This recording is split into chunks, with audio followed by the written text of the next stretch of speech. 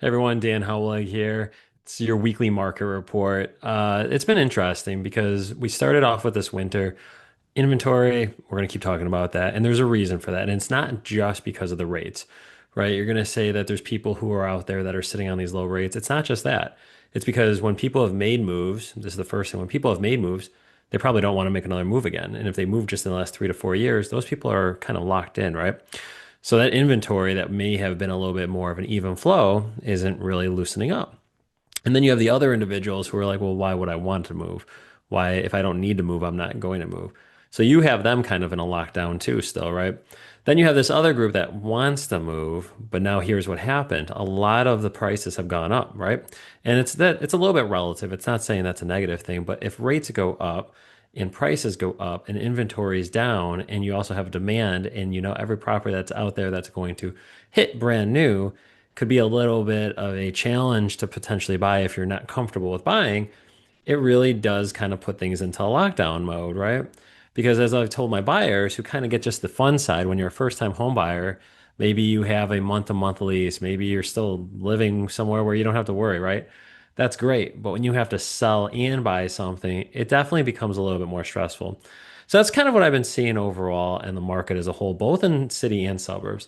Now, of course, you're going to start to hear things like, well, Dan, I'm hearing there's a lot of cancellations. I'm hearing that there's a lot of offers that are actually being under asking. True. Now, of course, every market, every property, every circumstance is going to be unique and different to its own little, we'll call it its own little market that it's in, right? But I'm also seeing a lot that comes to market. Currently, right now, an example is down in the South Loop. A couple properties hit, and people want those, right? You're going to say, well, what about all those condos that have been out there? Well, they listed probably like November, December. Gets a little bit more stale. People usually don't want to move during the holidays, no matter what other agents are saying, right? You have to really understand where the market's coming from, who's going to be involved in it, and how it's moving. I know right now it seems a little bit vague, but what is interesting is always right around February, and you can say that the market does open up because of post Super Bowl. But in Chicago, Midwest area especially, you're going to see that because why would you want to be moving when it's crappy out? We had some negative temperatures out there. People don't want to do anything. You want to stay home. You don't want to be on the search, right? Now, if you need to because your lease was up or you needed to get out or something was happening, of course, then it was inevitable. You had to make that move, right? It was a requirement. So we're still having some good movement. We're still having some good motion. I'm still seeing some great properties that are hitting, but it's one of those things this year. Get out on the search.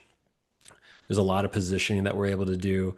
There's a lot of great opportunity with the rates coming down a little bit. We're seeing some good opportunities from a variety of financing options.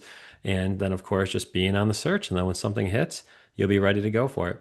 So if you guys have any questions, anything that you'd like to bounce off me, a little bit more specific to an area, let me know. And always here for you. Thanks, guys. Have a good one.